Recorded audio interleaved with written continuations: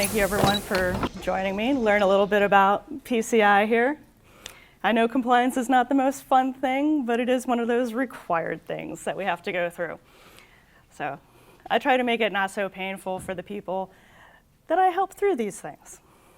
So I'll try to make it fun for you guys too a little bit, throw some jokes in. So if you don't know me, I've done all the check boxes you pretty much got to do in this field, CASSP, CISA, all that stuff.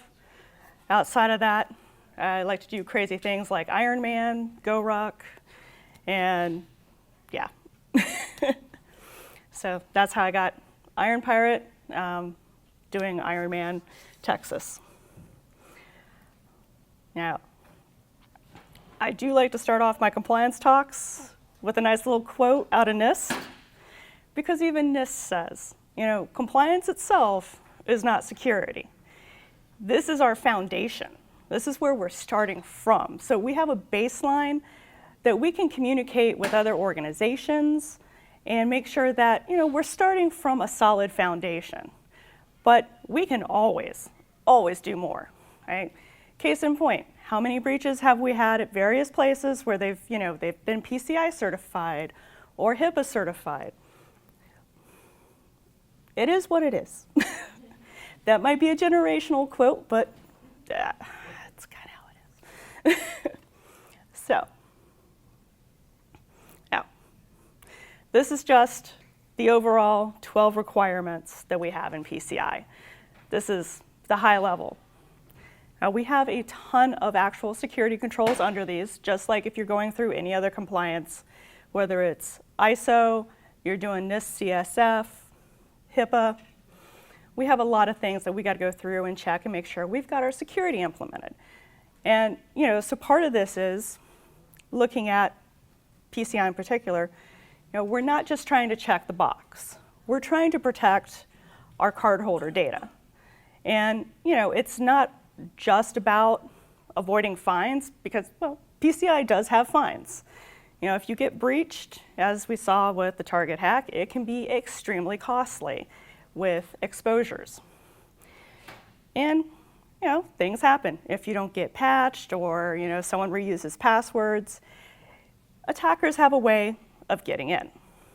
So it's more than that. We want to make sure that we are protecting the data, because that is the main thing of, regardless of where you are, what kind of data you have, we want to protect our data integrity and availability and the confidentiality, most importantly.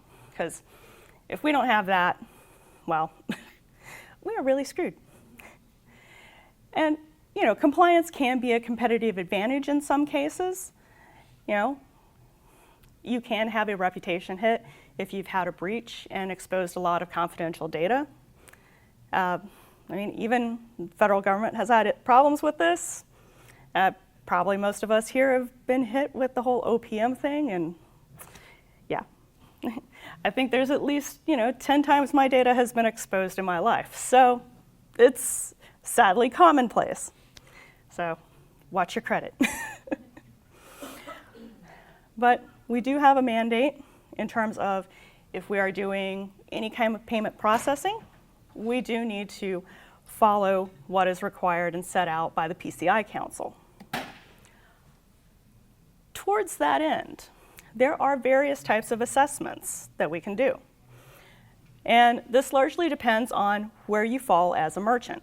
So if you are a level 1, you will be required to do a report of compliance. And this is the whole shebang, basically. You're going to end up with like a 300-page report at the end of this stating what you've got in place. Now, level 1, these are businesses with over 6 million card transactions a year. Okay, so think your big global companies on this, your hotel chains, airlines, cruise lines, Walmart, Costco. These are your big guys. Then when we get down to level 2 through 4, then we get down, level 2 is 1 million to 6 million, and then we break it down further for level 3 and 4. But those, you can do a self-assessment questionnaire, which is our SAQs, And as you can see, there's various, and I got a second slide on this too, because we have a number of SAQs to choose from depending upon what exactly you do, because it breaks it down. And it gets really easy if you've outsourced everything to third-party providers. So say you're setting up a small kiosk, you're taking some credit card payments, but you utilize one of the providers, say like Square or something, so someone else is doing all the actual processing. And you have an encrypted capability for that. It goes straight to their servers, you don't save anything. You're going to do an SAQA and have a much easier time when the auditors come through, if you choose to do that. Because the SAQA is a self-attestation. You get to go through and do that yourself. Caveat, you may want to have someone with PCI experience walking you through it your first time. And typically, if you don't have to have like the full PCI package, to do a gap assessment and have a QSA walk through it with you so that you know exactly what it is that's being asked. Because just like any other regulation, a lot of people end up, looking at like, what exactly am I supposed to do? And I will say PCI is very prescriptive. It does say what you need to do versus, if you're working with a NIST CSF, where it can be organizationally defined time period for various things. So with that, as we're thinking about our audit, we obviously have 3 key phases. Pre-audit, where you do preparation, and really this should be occurring year-round, because you want to make sure that you're in compliance.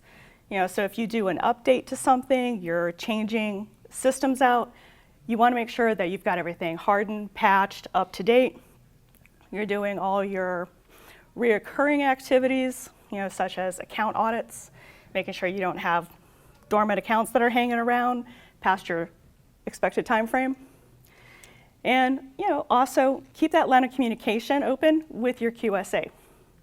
Hey, we're not here to make your life hard. We're here to make sure that you're secure. Some of us tell jokes too. And of course, after the audit, if there have been any gaps that are found, work on closing those out so that you can go back to your acquiring bank and be like, hey, we're all good. Don't find me. So now we'll step into the strategies. Now, as I mentioned, preparation is a very essential part of this. And a core part is doing your scoping properly. Because this year, now we're in, technically we're in 4.0.1. I'm just going to say 4.0 for ease. But with PCI 4, we are now shifting where scope documentation is on the merchant themselves. So when I come in as a QSA, I am validating and confirming what you have documented as far as where your PCI data is held, where that touches and flows through. And it's also required that this be updated on an annual basis. I would say if you have any changes to data flow, data storage, whatever you're doing with the data in general, take a look at your scope and make sure that it hasn't changed. Because if you do have a major change to your environment, much like anything else, you do kind of need to go back through an assessment. Along with your scoping, if you can segment your PCI section, so say you've got an online merchant and obviously you have a web front end, you're doing payment processing, maybe sending directly to Bank of America or whoever, and they're doing that.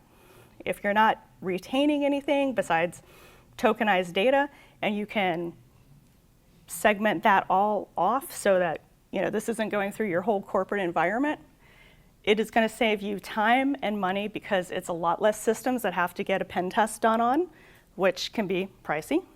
It's a lot less time that I have to validate what systems are in scope, and also go through with all the documentation that is requested of you, security audit logs and how your controls are set up.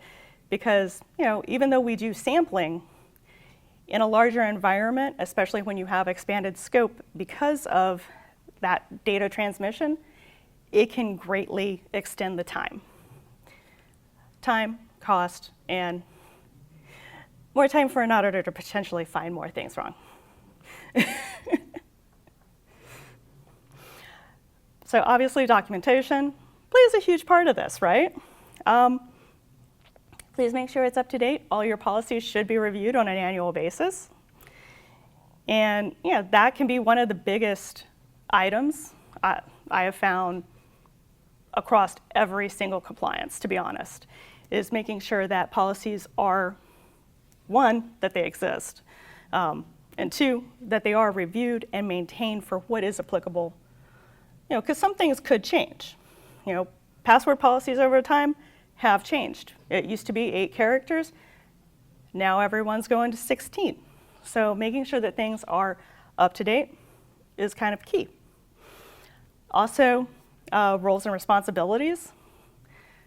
Those 12 requirements that I showed you guys, you have to have roles and responsibilities documented for each of those. That is another net new for PCI 4. So, and this doesn't have to be, you don't have to list out who it is. This is simply as, okay, we got our security administrator, system administrator, whoever is responsible for various things, and you can tie that back to what you have documented with human resources as far as the general role. But having those duties and the roles documented is key.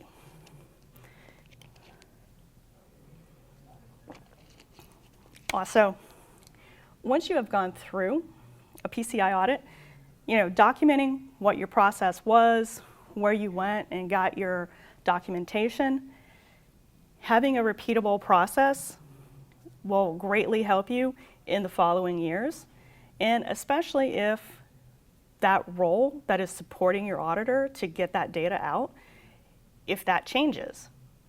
Because if the person gets reassigned to something else, they've moved to another role, maybe they've left the organization, all that knowledge has gone, and now, now the QSA gets to go through it with someone else and be like, hey, I need these screenshots, this, and this, and we've got a laundry list.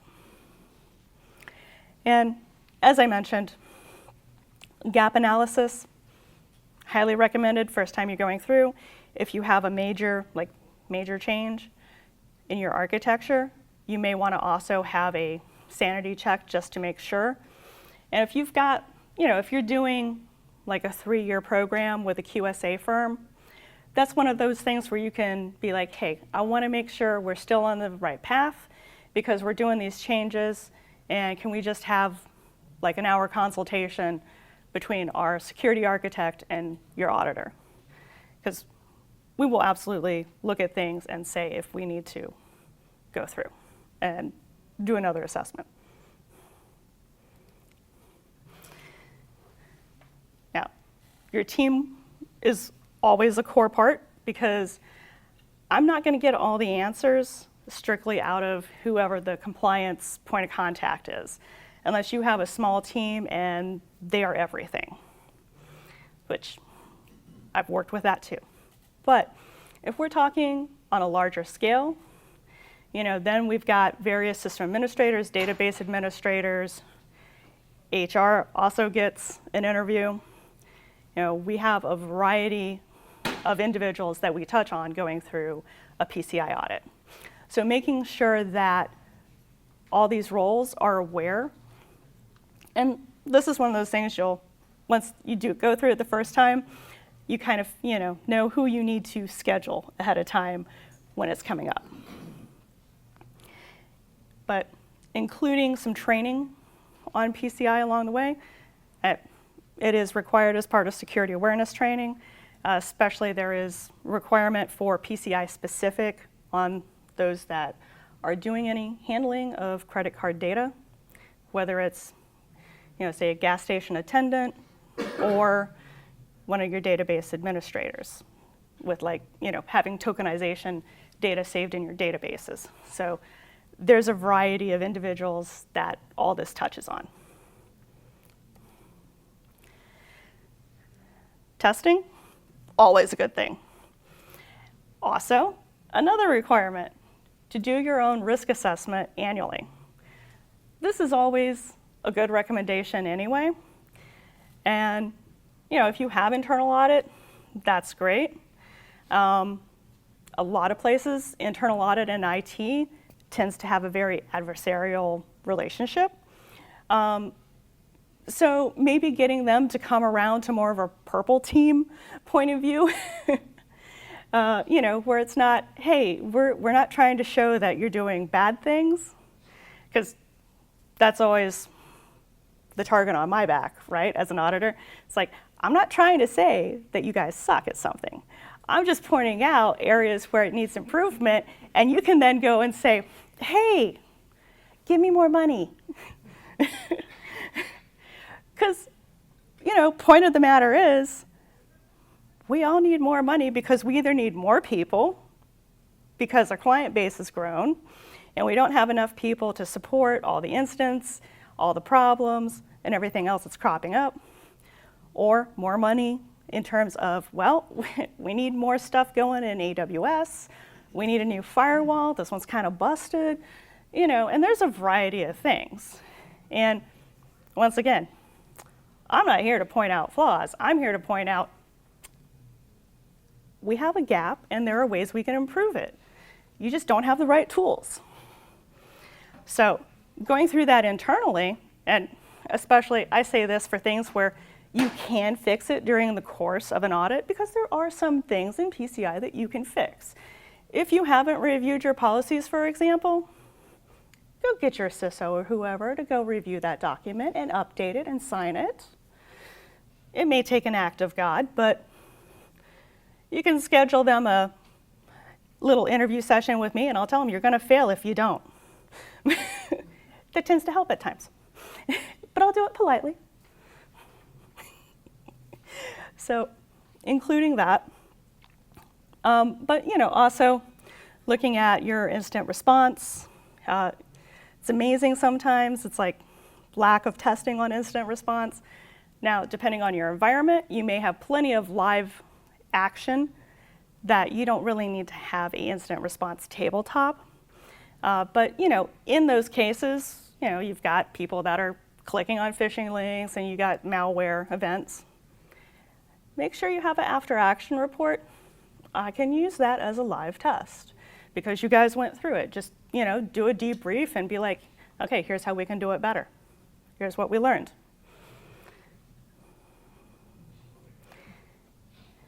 And I kind of touched on this the whole way through. I'm not here to fight with you. I'm here to help you get through this. And if we find some things, we're going to set up a plan of action and we're going to set some prioritizations based on what PCI says should be prioritized. And that's not like hard and fast. They give a suggested prioritization, but you may have a different one based upon your business needs. And we just flow with that, and then we have that wrote up. We go to your merchant bank, your acquiring bank, and be like, hey, here's the issue. They may or may not decide there's going to be fines involved. They may set a time frame. You've got 6 months to fix it. This is one of those, it depends, because it really depends. And that's stuff that's totally out of your QSA's control, but we can provide input as far as whether it's a really big issue or not. Because a lot of times it's just these little things that it's like, you can't fix it in a week. And sometimes that happens. If you've got a third party that something got updated and now something doesn't work because of it, because what software plays well together? So, in these cases, it's one of those, here's the problem, here's the potential risk, and when it's low, it's usually, one of those, okay, here's your time frame, let's circle back and make sure you've got this cleared out. and common pitfalls. So I talked about some, but a lot of these come down to, hey, we're good. Yeah, we're good enough to pass, but there's always more we can do. Because, again, doesn't matter what compliance you're going through, there is always more. You know, bad guys will find a way. Scope management, always the biggest thing. This is where having a full inventory, hardware, software, comes into play. Really important. Because then also, when you've got your pen test going on and it's like, oh, well, we found some other stuff that is not listed in the inventory. Where are we seeing these? Is this a whole nother network? You know, and then they start poking around. So yeah, it's not just the QSA that pokes around, it's the pen test team too. So you got two sides of the coin here. But because they will make sure that your segmentation is actually functional, because that's key. Scope is key on anything and everything. And if you think it's big on this, if you're going to end up doing some CMMC stuff, it's really important there. Because that's going to be even more expensive. That's new DoD stuff. New. Neglecting documentation. Everything I have mentioned devolves into documentation. Policies, procedures, the stuff needs to exist. The stuff needs to be refreshed. It needs to be reviewed. And, you know, if you're doing things that you are supposed to do, such as you're doing your account review, you're doing your firewall rule review, there also needs to be a document, you know, just meeting notes basically. Hey, we did our firewall review. Here's who attended, even if it's just one person. And, you know, what was done. All firewall rules are needed at this time. Didn't remove, you know, no changes made. Good to go. It doesn't have to be a novel. It just needs to document what was done as proof that this has been done on its mandatory recurring basis. Yeah. So on pitfall 1, a slight version shift of that is we've passed ISO, we've passed something else, so we're always fine. Does that come up in a lot of in your practice of people who have in a very regulated environment? They passed a lot of other things, and so they naturally just assume that that their documents are going to be good enough for PCI DSS? Or is that something that, because it's really kind of more to the financial world, it doesn't really have a lot of overlap into other regulations? No, I've seen it like pretty much across everything, because even SOC 2, some places have gone for SOC 2s, and it's like, well, that doesn't necessarily cover you for everything PCI asks, because there's a lot of, you know, we have a lot of controls in this. So there's a lot of boxes to check. Literal. A little twist, right? A little different Yep. than what it would be for something else. Yeah, just those little unique individualisms between the various things, while we all do come from that same baseline of all the best practices. And I mean, you can crosswalk everything. I don't care what compliance you're looking at. You can go back to a NIST document and you can find a solid control question for it. And it's, if you don't do anything else, go through the NIST CSF, you'll have a nice baseline.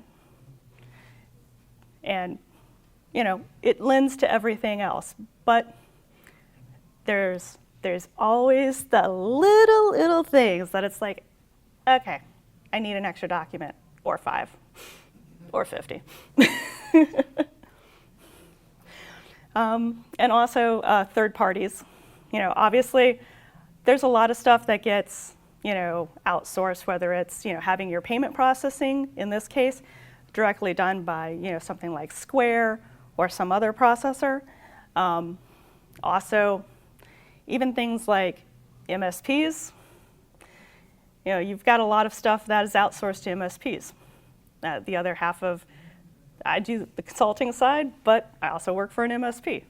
So that's part of it.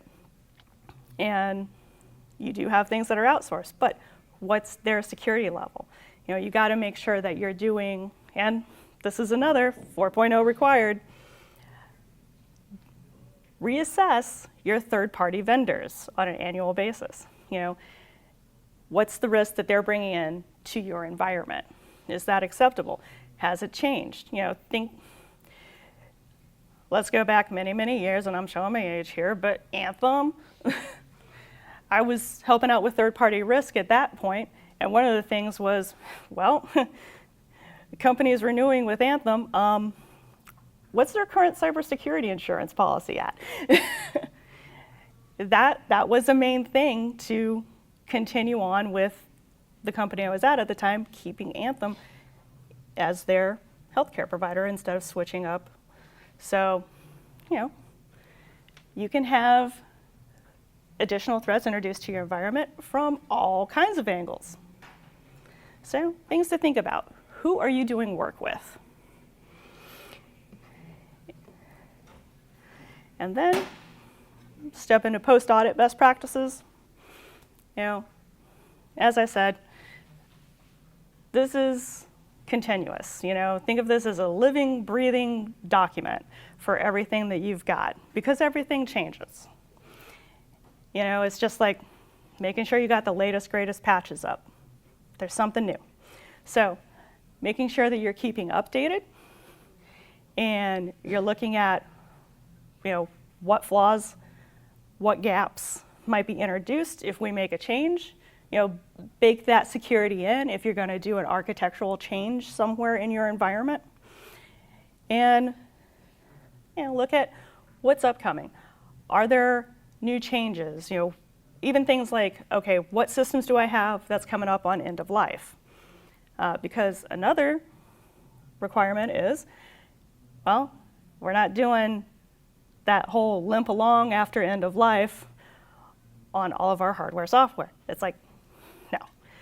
We need to have supported stuff. We need to make sure we have some kind of warranty program in place and something that we can depend on so that it's not just, well, I'm going to see what I can get on eBay to fix this. Don't work anymore. So, you know, things to, you know, have on the horizon for what's coming up, what do I need to prepare for, and, you know, also maybe schedule your major changes so that it's like right before an audit comes through versus right after, and then you got to go through it again. I've had clients like that too. So planning is important. Obviously, some things can't always be planned for due to timing, funding, and everything else in a business. But where you can, it'll save you seeing me twice in a 6-month period. Not that that's necessarily a bad thing. It's just an expensive thing. So with that, we'll open it up to questions. So can you talk more about cyber auditing, what it is, and how to balance that with the compliance side? Okay. So the difference between the audit and the compliance side. So for me as an auditor, I'm coming in as a third party and I'm assessing and validating what controls you have in place, and that can be against whatever regulation it is that you need. On the compliance side for the company, now it's kind of a broad scope because you've got a lot of people that will take part of that.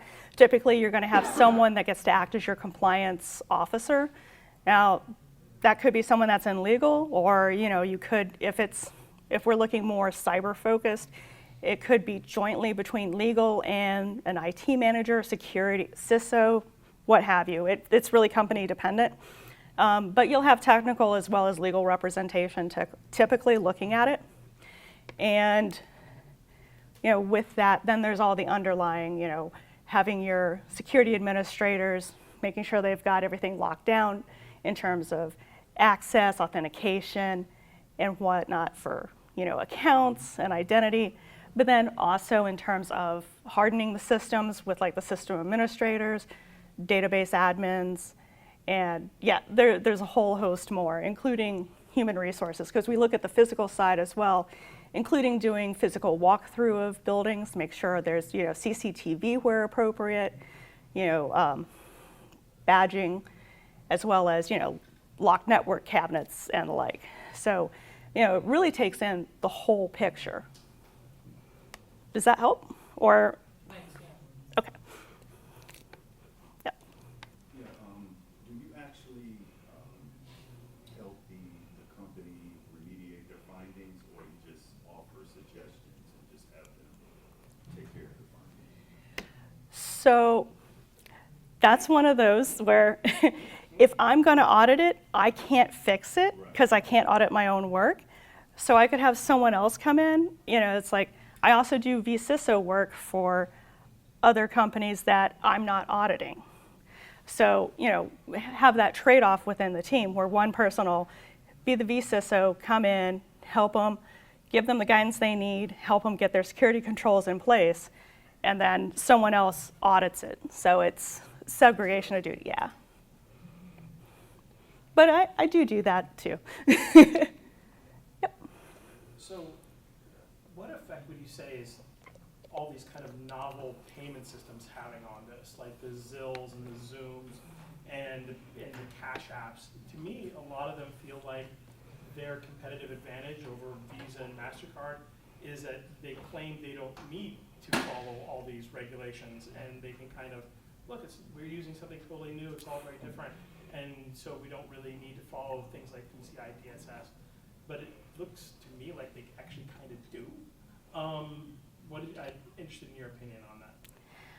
Yeah, because if you're doing say you're doing a cash app where you're transferring cash between people, or you're doing a debit card, that doesn't necessarily fall under PCI.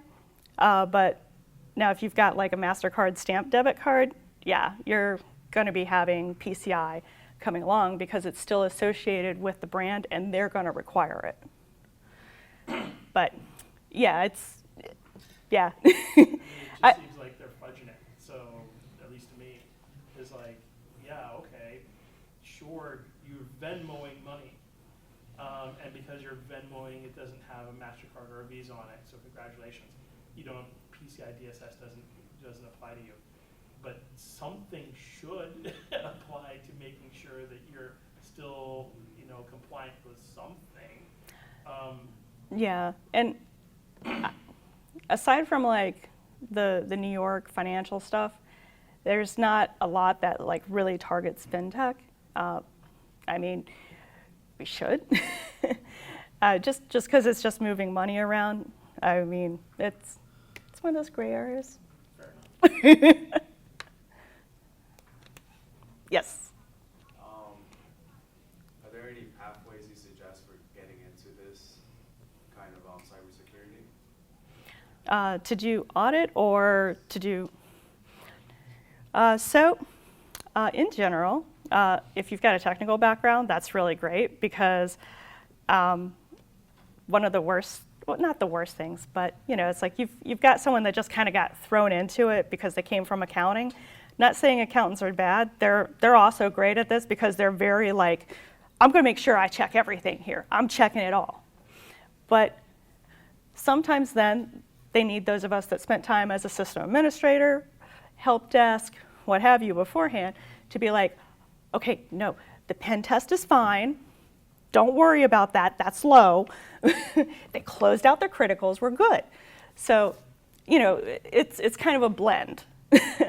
But having a technical background absolutely helps because you can get in there and you can look at stuff a lot quicker, so to speak, without needing additional team members to guide you through it once you're starting. Aside from that, being willing to look at a lot of regulatory language. I just kind of fell into it myself. I started out as a Linux system administrator. I went through my first audit, and 2 years later, I utilized that and my technical background to move into an auditor position. Based on, it's like, I've gone through it from the other side, I know how to apply the controls, so I can certainly test the controls, was the approach I took. Are there any certifications that you're looking for? Oh, there's a ton of certifications Just to start with. CompTIA, Security Plus is like the total start. It gives you a good baseline, helps you get past those HR filters. But then there's also the CYSA Plus. I'm spelling it out because we've got too many CISAs at this point. We got that. We got the CISA, that's the certification. We got CISA, that was Homeland Security. So just to confuse us. But yeah, there's a ton that are out there. Yeah. You said that you went from systems to like an audit role. Was that like an ISA or a QSA? Well, no, that was like ISA because I was doing federal contracting. Because ISA is internal, right, within the company. Oh, no, within PCI, that wasn't PCI. That was government work. Oh, okay. Got it. No, I was going around as a DISA contractor, running DISA stigs on Unix systems everywhere. Fun stuff. Very sort of stuff. Anyone else? Two questions. First one is, where's a good reference for policies and procedures In general? in general? Because we got dinged on that, and I know it's not comprehensive, and I really don't have a lot of people who want to read this besides me. So it'd be nice to have other better documents to SANS does have some white papers on that. say. Yeah, they've got a nice white paper repository on a whole lot of things, actually. And yeah, I mean, and you can also utilize like NIST guidance for some of your baselines if you want to like fine tune things towards specifics, because they've got special publications on everything. They make the guidelines for everything, weights, measures, and everything. Awesome. I'm into both of those. Second question is, we had an assessment, but they did not do a physical walkthrough. So in anticipation of that happening, where should we start looking so we can be prepared for any dings on the physical? The biggest thing is security of systems, security of the building itself, badging locks, and CCTV at entry points. If it's like payment systems, making sure those are over where credit cards are taken. Like you walk into a gas station, there's like 3 above the register. So things like that, and especially visitor logs, making sure that visitors are signed in and out and appropriately escorted. I would highlight escorted. Yeah. Yeah. And that any room with, like your networking cables and stuff like that those also have locks on them. Yeah. With the introduction of PCI 4.0 or 4.0, whatever, what should large organizations really be looking for? Like we're already working with our normal auditor, but should there be anything that I could expect to be thrown at me? We're mid-audit right now, which is why. I don't think so. I mean, it's been in that slow phase in for a bit now, and yeah, just finally hit that drop deadline. So it's really just what's there and making sure that it's implemented. So yeah. No trick, this is the hard part. Thank you. Okay. Guess we're done. Thank you, everybody.